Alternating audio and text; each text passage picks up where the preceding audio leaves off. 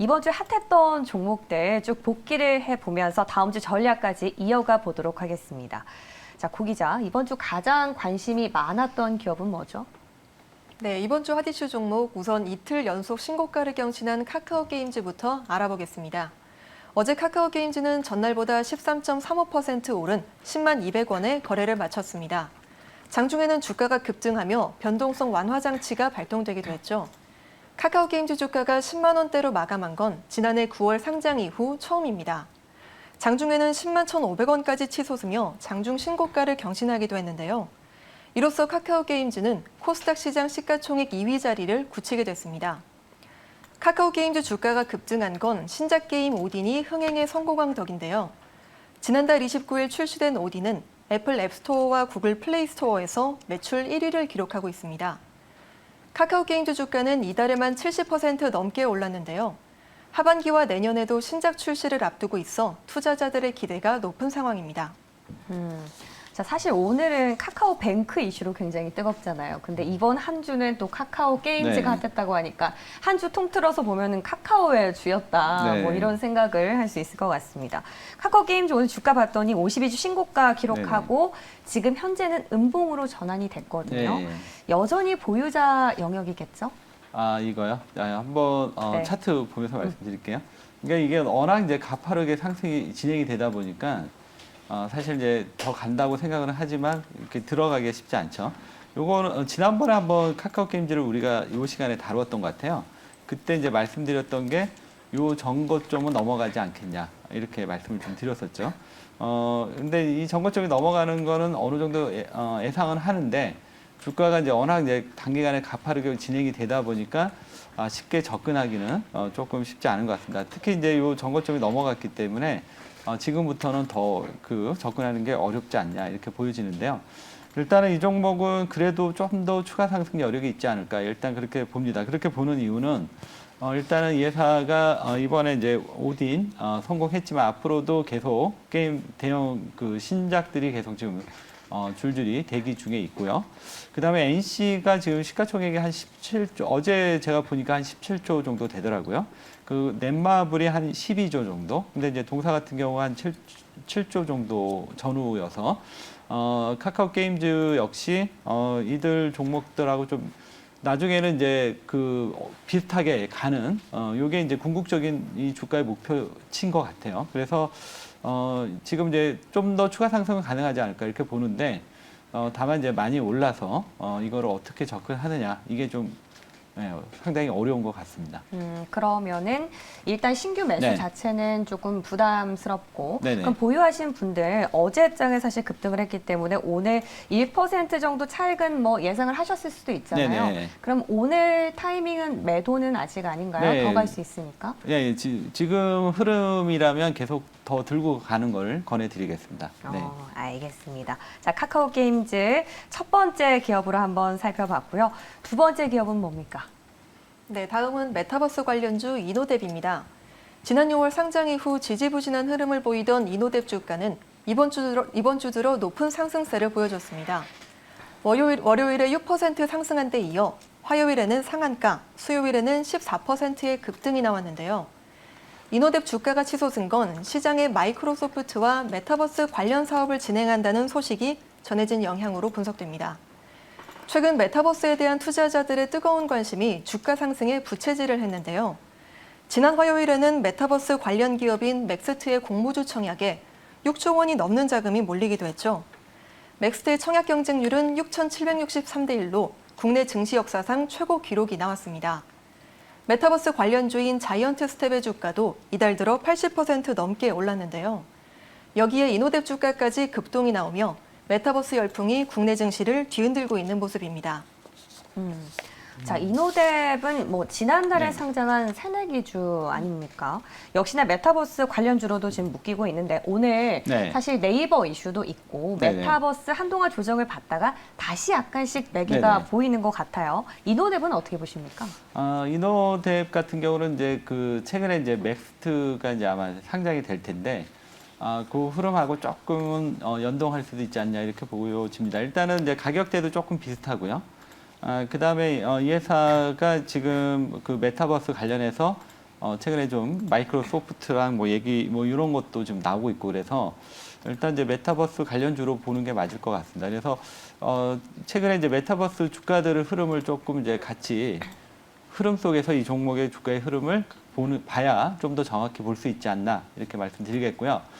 최근에 이제 메타버스 관련주들이 근데 약간 이제 단기 고점이 나오면서 약간은 이제 시세가 한풀 좀 꺾일 수 있는 이런 자리에 들어와 있습니다. 그래서 이노뎁 역시 그런 부분들을 좀 감안하고요. 그다음에 이제 넥스트가 아마 이제 다음 주 정도가 상장이 되면 그 흐름도 같이 연동해서 좀 보셔야 될 것 같은데.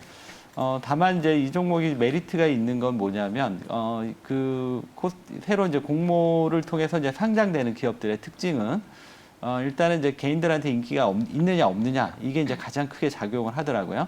그래서 이제 이 회사 같은 경우는 그래도 좀 인기를 가질 수 있는 게 일단 이제 그 주가 단가가 25,000원대고요. 이게 단가가 너무 비싸면 공모주가 그렇게 크게 인기를 못 받더라고요.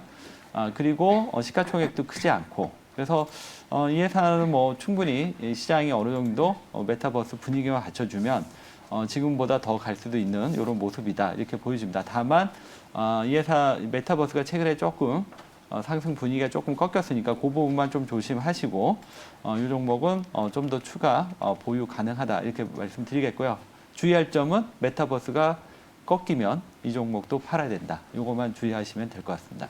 최근에 그 맥스트 상장 이슈도 네. 자이언트 스텝이라든지 한 번 더 지금 부각을 받은 바가 있지 않습니까? 네. 그러면 이게 상장이 되기 전에는 차익 실현을 해야 하지 않을까요? 저는 그렇게 생각했는데 어떻게 보십니까? 네, 그래 지금 이제 저도 이제 그 생각인데요. 왜냐하면 지금 다른 종목들은 다 지금 메타버스 관련주들이 꺾이더라고요. 네, 그래서 이제 이 종목도 약간 이제 그런 개념으로 들어왔었는데. 지금 차트가 그렇게 쉽게 지금 무너지는 차트가 아닌 것 같아요. 이노뎁이. 기술적으로요. 네. 그래서 지금 약간은 이제 기존 메타버스 주하고는 조금 좀 더 이어지지 않을까. 일단 이제 기술적인 부분에서 말씀을 드리고 있습니다. 그리고 아까도 얘기했지만 이제 가격대도 지금 25,000원대고 그다음에 시가총액도 지금 2,000억이 안 넘어요. 그러니까 추가 상승 여력이 조금 있지 않을까 이렇게 예상해 봅니다. 예, 알겠습니다. 기존의 다른 여타 메타버스 관련주보다는 또 이노뎁에 대해서 조금 더 긍정적으로 평가를 해주셨으니까 이호근 매니저 개인적인 의견도 한번 참고를 해보시고요. 자, 그럼 벌써 세 번째 기업을 공개할 차례인가요? 네, 다음은 매년 여름에 관심이 집중되는 폭염 관련주 신일전자입니다. 올 여름은 평년보다 유독 무더운데요. 이번 주 전국적인 열돔 현상으로 인한 폭염이 올 거란 기상청 예보가 나오면서 폭염 관련주들의 주가가 일제히 강세를 보였습니다. 신일전자는 창문형 에어컨과 선풍기 등 냉방 가전제품을 생산하는 기업인데요. 월요일에 기관의 매수세에 힘입어 상한가를 기록하면서 신고가를 새로 썼습니다. 또 다른 폭염 관련주인 파세코와 SCD도 이달 들어 주가가 급등세입니다. 다만 화요일부터 주가 흐름은 살짝 부진한 모습인데요. 가전업계에서는 올해 강력한 폭염이 예보된 만큼 지난 2018년에 에어컨 특수가 재현되는 게 아니냐는 기대감이 나오고 있다고 합니다. 예, 세 번째 기업, 그래서 지금 신일전자 여름 테마 안에서 관심을 받았던 기업이 나왔습니다. 근데 뭐 차트 흐름을 보면은 신일전자뿐만이 아니라 파세코도 그렇고 뭐 SDC 여러 가지 미닉스라든지 미니아 딤체 이번 주에 전반적으로 조정이 좀 나오고 있지 않습니까? 조정 시 매수하라, 한 번 더 간다 이런 의견도 있던데 동의하십니까? 일단은 저도 이제 약간 이제 그런 쪽인데요. 왜냐하면 그 폭염이 일단은 다음 주까지는 좀 더 이어지지 않냐 이렇게 보여지거든요. 아무래도 이 폭염 자체가 어느 정도 이제 시장에서 꺾이기 전까지는 이런 테마는 계속 살아있다 이렇게 보시는 게 맞을 것 같습니다. 그리고 지금 이제 최근에 이제 조정이 나왔던 거는 차트 보시면 단기간에 좀 많이 급등했죠. 그러면서 이제 한번 쏠림이 나오다 보니까 지금 최근에 이제 조정이 들어온 거고 지금 기술적으로는 또 이제 지금 자리가 다시 한번 또 반등이 나올 수 있는 이런 자리에 위치해 있습니다. 그리고 오늘은 이제 금요일이니까 전체적으로 종목들이 좀 약하지만 또 다음 주 주말에 또 폭염 얘기 나오고 이러면 또 다시 한번 또 갈 수 있지 않을까 그렇게 예상을 해보는데요.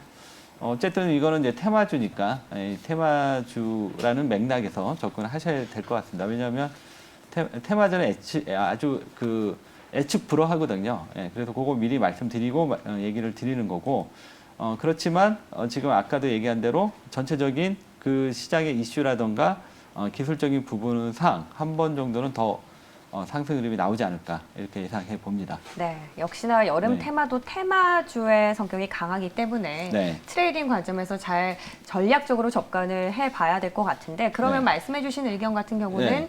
신일전자뿐만 아니라 여름 테마 네, 모든 그쵸. 네. 전반적으로 해석을 해볼 수 있는 거겠죠? 네. 예, 알겠습니다. 신일전자에 대해서 살펴봤고요. 자, 다음 기업도 바로 볼까요?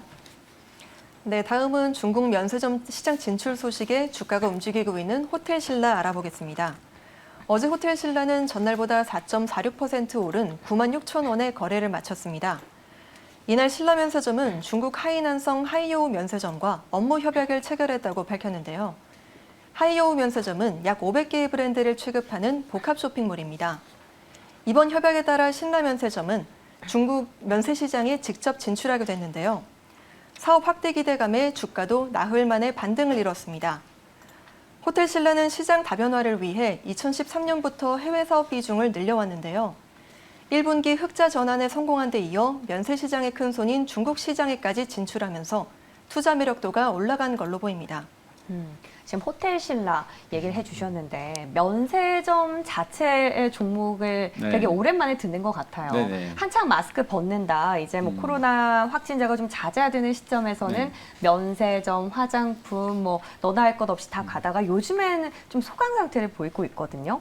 호텔신라는 어떻게 보십니까?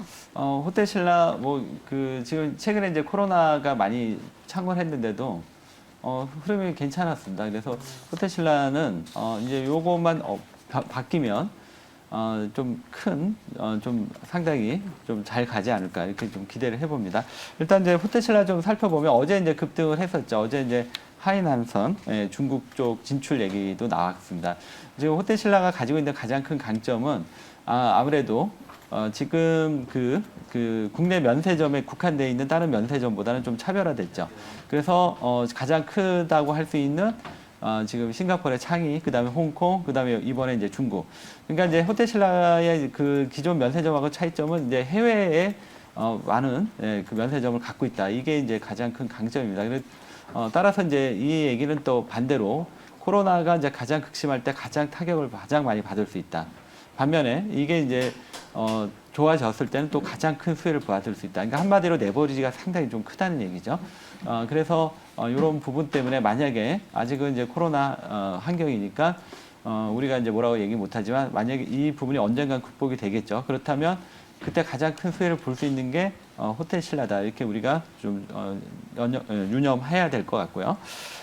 그리고 지금 호텔신라가 지금 어제 같은 경우 좀 올라왔던 요인은 일단 하이난성이라는 좋은 뉴스도 있었고 지금 2분기 실적이 지금 이러한 코로나 환경 속에서도 나쁘지 않아요. 예, 그러니까 오히려 지금 이 안 좋은 악조건 속에서도 안 좋았으니까 나중에 조금만 좋아지면 호텔신라가 상당히 좋아지겠죠.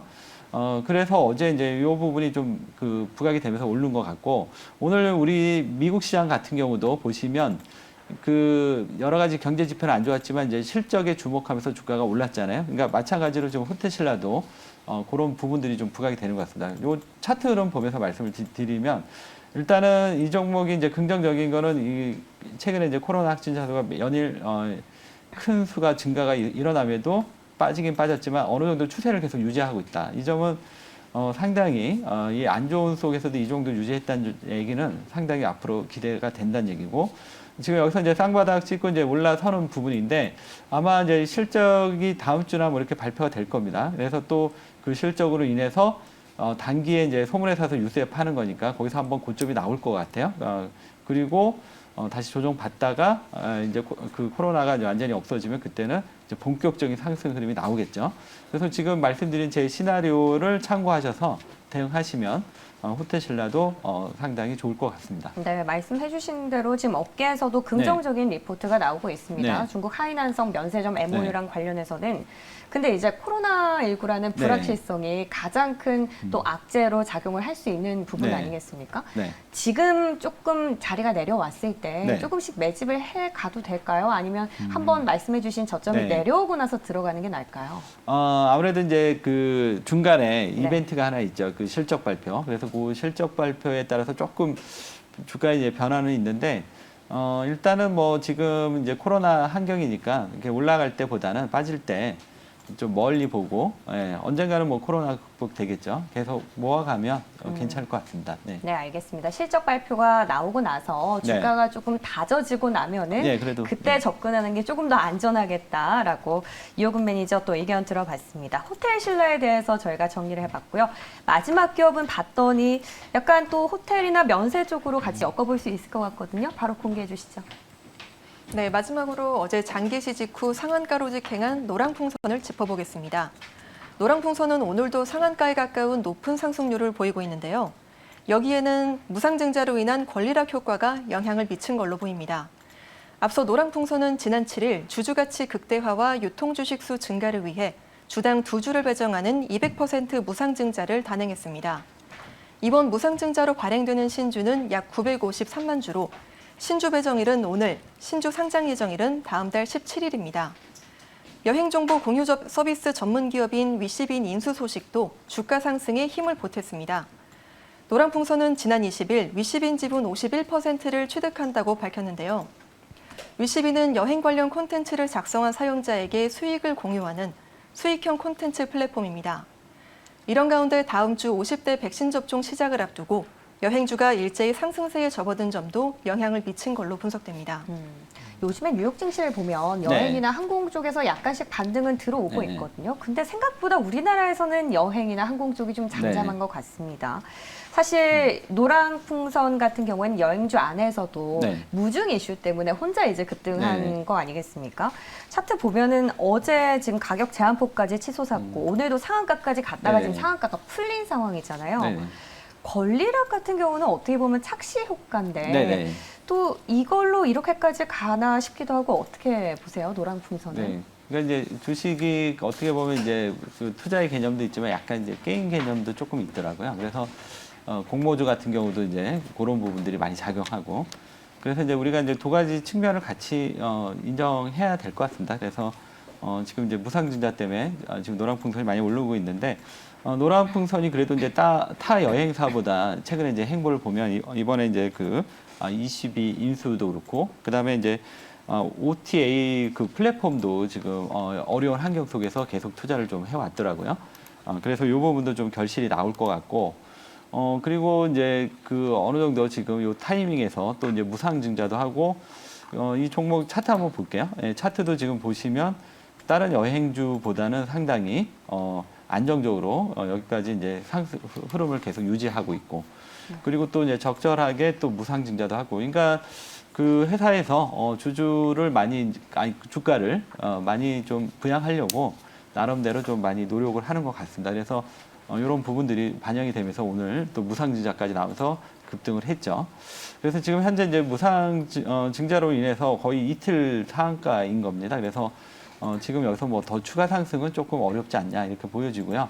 그러면 밑으로 하락하느냐? 그렇지도 않을 것 같습니다. 왜냐하면 무상증자라는 재료가 살아있기 때문에 따라서 지금 현재 가격을 좀 중심으로 위아래 한 5%, 위로 5%, 밑으로 5% 정도 전후로 해서 주가는 당분간 무상증자가 끝날 때까지는 옆으로 좀 행보하는 이런 흐름이 진행되지 않을까 이렇게 보고 있고요. 어쨌든 노랑풍선에 이제 이번 무상증자가 꼭 있어서 그런 것도 아니지만 전체적인 분위기는 노랑풍선이 상당히 다른 여행주보다 상당히 좀 열심히 적극적으로 하고 있다. 이런 거에 우리가 높은 점수를 줘야 되지 않냐 이렇게 봅니다.